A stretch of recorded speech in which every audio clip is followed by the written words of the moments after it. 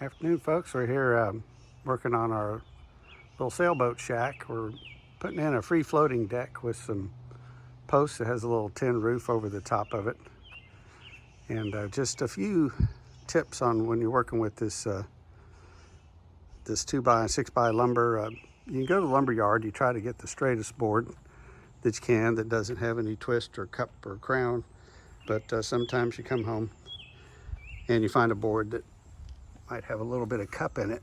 And by cup, what I mean is, if you can see it so much on that piece, but you can see it on this one. Because of the way the grain in the wood is, there's a little depression there in the middle. We call it a cup. So when you put this board down, if you use it on a deck, you don't want to lay it like that because rainwater will collect right here. So what you do is you can look at the grain, and we usually lay them with it flipped upside down. So if anything, you might end up with a little bit of crown, and that'll help shed water off the sides if you get some rain or something on it, because if the water collects here, it's just going to start rot over a period of time. You do the best you can. Usually it always works out, but sometimes you'll get one where the cup's going the other way, and then you just decide if you can live with that or maybe use it somewhere else. You also want to look at your lumber.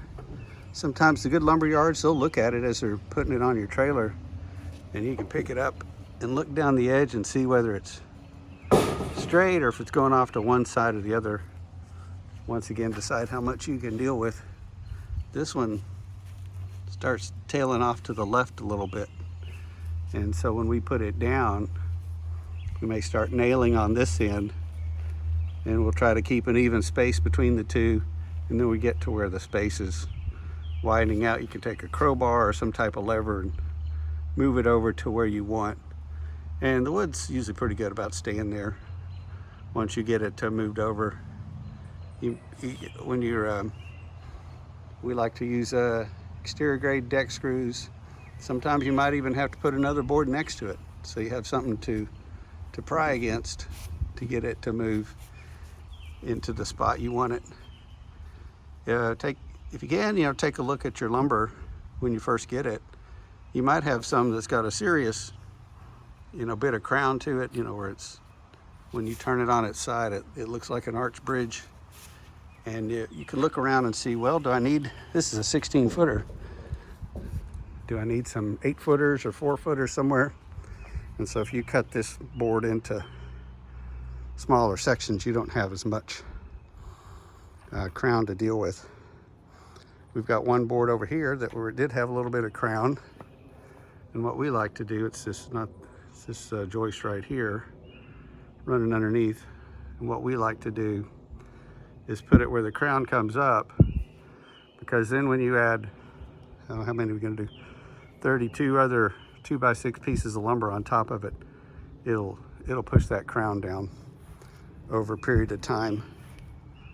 We use these little paver blocks for support, and these are not structural per se, like you can get a block. You can see different. Pick up the block, you'll notice with the difference. If you need a structural block, this is not the one. They have some where you see them bringing the little sheds in and they put blocks underneath it. Those are structural, and they just have a higher weight rating. Pretty much what we're using these blocks for is just to keep the lumber off of the ground. This lumber is rated, it's pressure treated, rated for ground contact, but even ground contact lumber over a period of time will start to rot. So you can delay the rot. It's going to happen at one point or another by getting it up off the ground, and also making sure you have good drainage around where your blocks are going down. Make sure we don't like any kind of dirt touching the wood, so there's room for water to get out. And this particular spot we picked it was kind of a low spot in the yard. We filled it in a little bit, but over a period of 2 years, grass isn't growing here. It's kind of a shady spot, so, and water tended to collect here, so it's a good spot to put our put our deck. Roof will keep some of that water off of it, but there will be water over a period of time that maybe pools for a day or two. A little puddle underneath. Another tip, we didn't put down any weed block because we basically can't get anything to grow over here. A lot of clay, the ground's too hard. But if you do have, there was a section down on the far end that did like to have weeds, so you can either put down weed block before you do all this, or else you can deal with a few weeds coming up and cutting them down with your weed eater and go from there. So those are a few things we look at. Talked about the crown. So you see, when we set this block, since this board has some crown in it, there's no weight on it yet. So we left a little gap there between the block and the board. So when the weight starts coming on, you know, we measured over to the edges and seeing where level was coming across on this deck board. And so when we start adding weight, we can see, let's see if I can keep the camera focused while I do it. See, we start adding weight. That board's gonna come down and rest on that block. You know, when you take the weight off, it comes back up. So a little bit of pea gravel underneath to work on getting your blocks at the height you want them. And our method is, these are 1 inch thick blocks. In some cases, you don't want a big 10-foot pile of pea gravel with a block on top of it. Some cases you might have to dig down a little bit and put in 2 blocks. So we like to minimize the digging, but we also don't want to have too much pea gravel under a block, because it could wash out over time.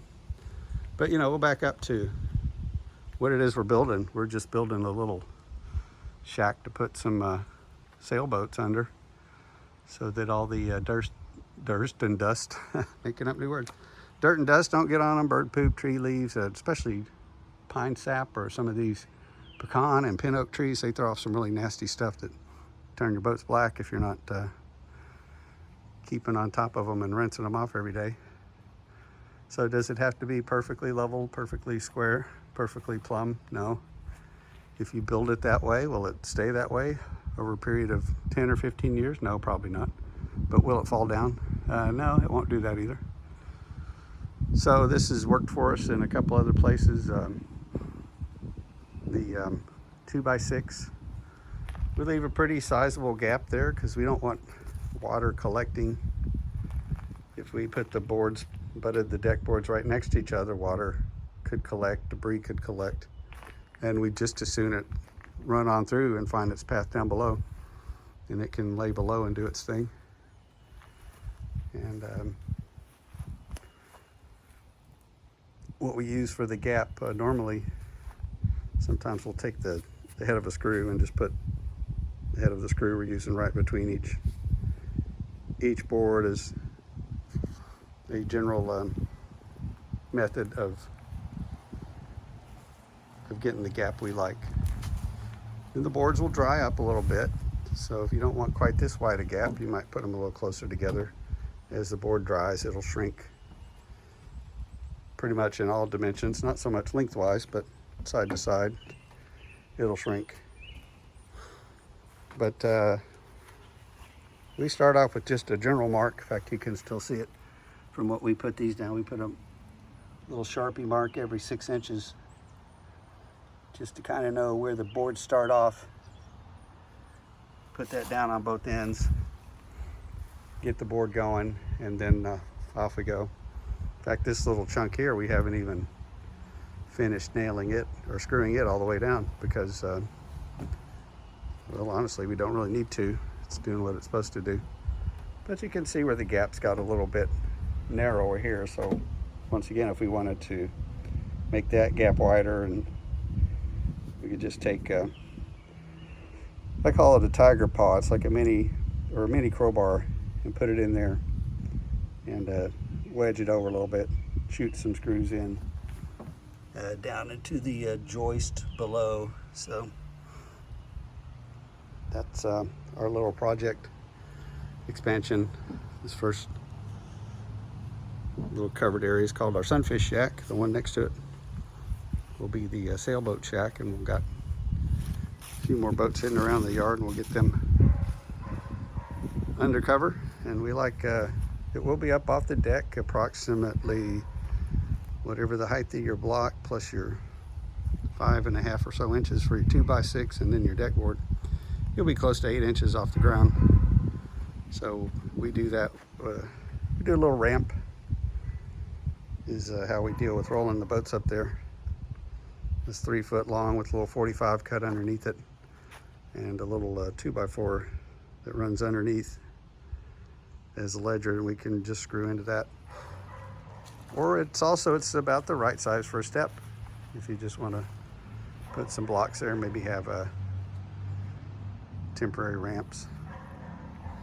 Or if your boat's on a dolly or light enough with some bouncy tires, you can pull it right up there without issue. So those are some of the things we've learned through the years working with these. Our friend Paul told us all about his tips and tactics from when he used to build these little floating decks. And need to consider your wind load for the area you're at. We've been here a couple of years. The highest wind we've seen in the backyard has been about 15. You can put ground anchors, the little type that screw in, or you can get out with your shovel and you can dig your post in and put some quickcrete or something along the bottom of them. But the wind that would be needed to carry this away with the weight that's going to be on it, we've got other issues. The fence would be disappearing first, and trees would probably be breaking and falling down on top of it, etc. So, but keep that in mind.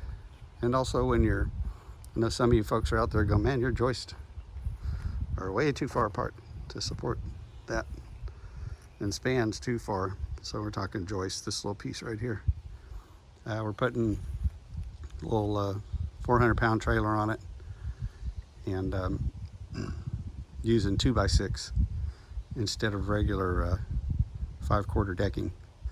So it's we don't notice but just a tiny bit of springiness, and the only springiness we have is usually from there being a crown and something in the board up a little bit. So, but if you want to park your car on top of it or something, you might need to go 12 inches on center, from joist to joist. And today we're running more like 32. So, but once again, using 2x6. So you could use lighter lumber, like a 2x4, but you need to bring your joists a lot closer together, and probably talk to a buddy who's built a few of them to see what's going to work for you. So hope y'all are doing good, and we like hearing your tips and your ideas, and that about does it.